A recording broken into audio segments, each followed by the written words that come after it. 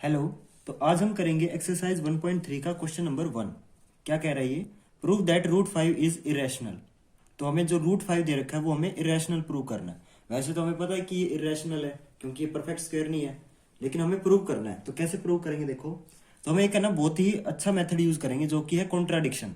तो आपके लिए शायद ये वर्ड नया हो सकता है। कॉन्ट्राडिक्शन का मतलब क्या होता है कि जो चीज हम सोच रहे हैं ना या लेके चलते हैं तो लास्ट में वो चीज प्रूव नहीं होती। तो जैसे मैं एग्जांपल देता हूँ कि मैं एक लड़के के बारे में सोच रहा हूँ कि वो अच्छा है, तो कुछ दिन बाद अगर मेरे को ये पता चलता है कि वो अच्छा नहीं है, तो जो मैंने चीज सोची थी, मैंने जिस जो उसके बारे में अजम्पशन की थी, तो वो मेरी गलत साबित हो गई है। तो यानी कि जो रियलिटी में क्या है, वो जो चीज मैंने सोची थी वो प्रूव नहीं हुई। तो अगर वो प्रूव नहीं हुई, अगर वो अच्छा नहीं है, तो वो सिंपल सी बात है, वो बुरा है। समझ रहे हो? तो वही मेथड इसमें यूज करेंगे हम कि सबसे पहले लेके चलेंगे रूट 5 रैशनल है, तो लास्ट में हमें पता चलेगा कि ये रैशनल नहीं हो सकता, तो क्या होगा, ये इरेशनल होगा। तो अब देखो इसको कैसे प्रूव करेंगे। लेट अस अज्यूम दैट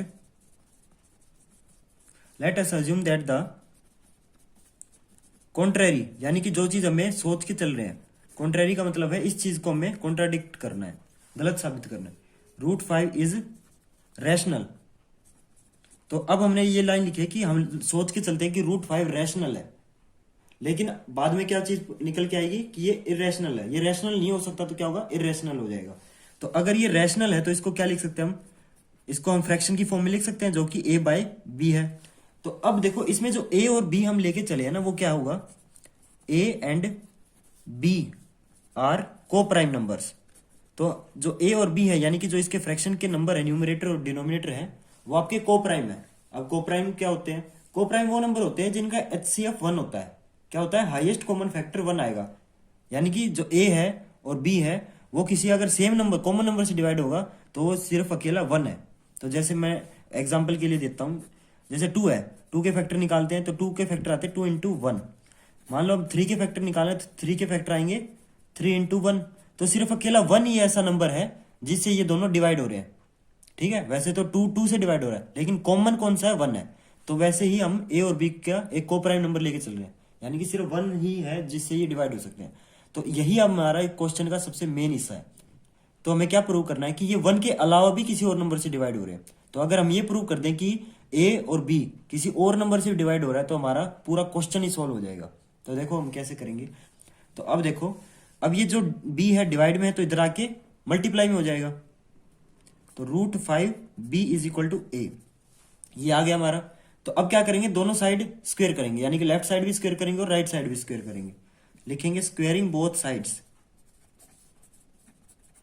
दोनों तरफ स्क्वेयर करेंगे। तो इधर क्या आ जाएगा, रूट 5 बी का होल स्क्वेयर, और इधर आ जाएगा हमारा ए स्क्वेयर। तो अब इसमें 5 का स्क्वेयर भी होगा और बी का स्क्वेयर भी होगा। तो ये क्या बन जाएगा, 5 B square is equal to A square. तो ये हमारा ये चीज आ गई है, यहाँ पे आगे।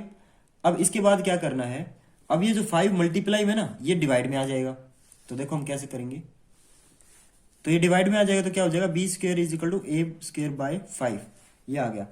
तो अब इसमें 5 डिवाइड में है, यानी कि जो ए स्क्वेयर है वो 5 से डिवाइड होता है।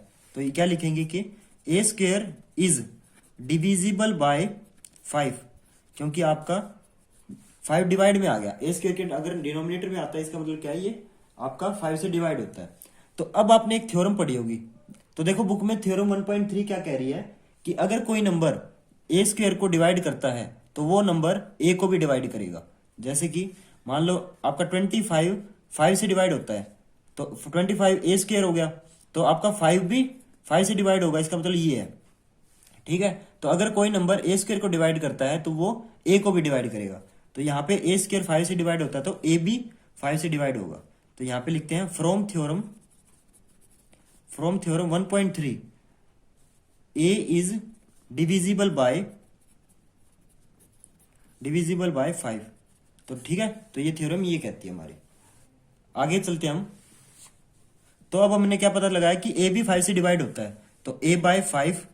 अब देखो किसी नंबर को हम 5 से डिवाइड करेंगे, मान लो 10 को हम 5 से डिवाइड करते हैं तो 2 आता है, 15 को 5 से डिवाइड करते हैं तो 3 आता है, और 5 को 5 से डिवाइड करते हैं तो 1 आता है। तो ये आंसर जो आ रहे हैं ना 1 2 3, ये सारे क्या है, इंटीजर है। तो हम उस इंटीजर को लेट कर लेते हैं सी। तो यहाँ पे क्या लिखेंगे, where C is an integer. जो आंसर आएगा ना ए को 5 से डिवाइड करने के बाद उसको हम इंटीजर लेट कर लेते हैं। तो अब ये डिवाइड में है तो ये उधर जाके मल्टीप्लाई हो जाएगा, तो ये बन जाएगा a is equal to 5c। फिर से दोनों तरफ स्क्वेयर कर देंगे, स्क्वेयरिंग बोथ साइड्स, दोनों तरफ स्क्वेयर करेंगे तो ये क्या आ जाएगा, ये a स्क्वेयर और इधर 5c का होल स्क्वेयर, ये बन जाएगा a square is equal to 25c square. ये चीज आ गई हमारी। तो हम इसको इक्वेशन 2 लेट कर लेते हैं और जो ऊपर हमारी वैल्यू आई थी ना उसको हम इक्वेशन 1 लेट कर लेते हैं। तो इसको हम इक्वेशन 1 लेट कर लेते हैं, तो हमारी दो वैल्यू आ गई है। तो अब हम क्या करेंगे, जो हमारी इक्वेशन 2 की वैल्यू है a square is equal to 25c square है, इसको हम यहां पुट करेंगे। ठीक है, यहां पुट करेंगे तो क्या बन जाएगा हमारा 5b square is equal to 25c square, ये वैल्यू आ गई। तो अब 5 यहाँ पे मल्टीप्लाई में तो यहाँ पे डिवाइड में आ जाएगा, तो b square is equal to 25c square by 5, तो ये बन जाएगा हमारा b square is equal to 5 से 25 कैंसिल, तो ये हमारा आ गया b square is equal to 5c square. तो ये वैल्यू आ गई हमारी। अब देखो तो हमारी वैल्यू क्या आ गई, b square is equal to 5c square, ये वैल्यू आ गई हमारी। तो अब इसको क्या करेंगे, 5 यहाँ पे डिवाइड में आ जाएगा, तो अब ये 5 यहाँ पे मल्टीप्लाई में तो यहाँ पे डिवाइड में आ जाएगा, क्या बन जाएगा b square by 5 is equal to c square. तो इसका मतलब क्या है कि ये जो b स्क्वेयर है ये 5 से डिवाइड हो रहा है, तो यहाँ पे लिखेंगे ब्रैकेट में b square is divisible by 5। तो फिर से वही थ्योरम यूज करेंगे, थ्योरम 1.3 फ्रॉम थ्योरम 1.3।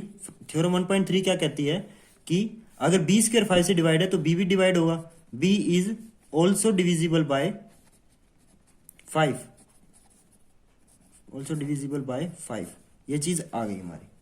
तो हमने यहां तक क्या प्रूव किया है कि b भी आपका 5 से डिवाइड हो रहा है, और पहले हमने क्या प्रूव किया था कि a भी आपका 5 से डिवाइड हो रहा है। तो हमने स्टार्टिंग में क्या लेके चले थे, देखो तो हमने यहाँ पे प्रूव किया कि a भी आपका 5 से डिवाइड हो रहा है, लेकिन स्टार्टिंग में हम क्या लेके चले थे कि जो a और b है वो को प्राइम नंबर है, यानी कि ये सिर्फ 1 से ही डिवाइड होते हैं जो कॉमन नंबर है। लेकिन यहाँ पे तो 5 भी आ गया, तो कॉन्ट्राडिक्शन आ गया। तो आपका कॉन्ट्राडिक्शन क्या आ गया यहाँ पे कि हम जो a और b को को प्राइम लेके चले थे तो ये को प्राइम आया नहीं, क्योंकि 5 इनका कॉमन फैक्टर आ गया, तो यहाँ पे कॉन्ट्राडिक्शन हो जाता है। तो लिखते हैं हम a एंड b वर को प्राइम, हमने लेके चले थे ना कि ये को प्राइम है, बट फ्रॉम सॉल्यूशन जो हमने अभी तक सोल्व किया है, इससे हमें क्या पता चलता है कि 5 इज द कॉमन फैक्टर। इन दोनों का a और b का एक कॉमन फैक्टर है जो कि है 5, factor of a and b। तो यहाँ पे कॉन्ट्राडिक्शन होगा, लेके चले थे हम को प्राइम बट फैक्टर निकल गया आपका, तो हम क्या लिखेंगे, दिस कॉन्ट्राडिक्शन, ये कॉन्ट्राडिक्शन हो रहा है, ये इज अराइजन। तो ये कॉन्ट्राडिक्शन क्यों उठ रहा है, बिकॉज क्योंकि ऑफ आवर इनकरेक्ट अजम्पशन, कि जो हम लेके चले थे ना स्टार्टिंग में, जो हमने सोच के चले थे वो चीज हमारी हुई नहीं, हम तो को प्राइम लेके चले थे बट हुई नहीं है। तो so we can say that, तो ये चीज क्या होगी, जो हमने लेके चले थे कि रूट 5 रैशनल है वो आपका इरेशनल हो जाएगा। अब रैशनल नहीं है तो क्या होगा, दूसरा ऑप्शन इरेशनल ही है, तो ये इरेशनल हो जाएगा। तो एक बार मैं रिपीट कर देता हूं कि मैंने क्या क्या करवाया है। तो हमें प्रूव करना था कि रूट 5 इज इरेशनल, लेकिन हम लेट करके चलते हैं कि रूट 5 रैशनल है। अगर ये रैशनल है तो इसको हम फ्रैक्शन में दिखा सकते हैं a बाई बी के फॉर्म में। तो a और b क्या हो जाएगा, को प्राइम नंबर हो जाएंगे। को प्राइम होते हैं जिनका HCF इज 1, जिनका HCF 1 आता है। तो फिर से यहाँ पे b आपका डिवाइड में उधर जाके मल्टीप्लाई में हो जाएगा, फिर से आपका दोनों तरफ स्क्वेयर करेंगे तो यहाँ पे बन जाएगा आपका 5b square is equal to a square.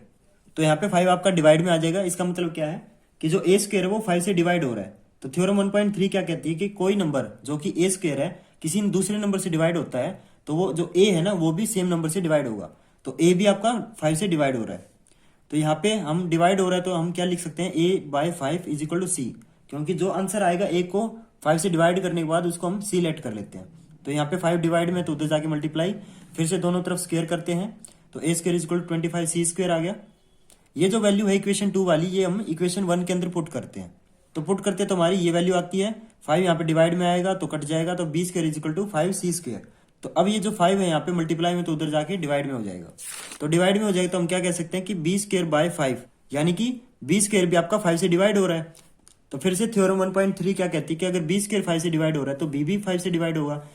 तो अब जो हमारा ए और बी है वो उनका कॉमन फैक्टर आ गया जो कि है 5। तो हम तो लेट करके चले थे कि ये कोप्राइम में इनका कोई भी कॉमन फैक्टर नहीं है, लेकिन निकल गया हमारा जो कि 5। तो ये कॉन्ट्राडिक्शन हो गया। तो कॉन्ट्राडिक्शन की वजह से √5 इरेशनल प्रूव हो जाता है। तो आपको अगर ये क्वेश्चन अच्छे से समझ आया तो आप इस वीडियो को लाइक कर सकते हो, और अगर आप क्लास 10th में और इस टाइप की वीडियो देखना चाहते हो तो इस चैनल को सब्सक्राइब कर सकते हो।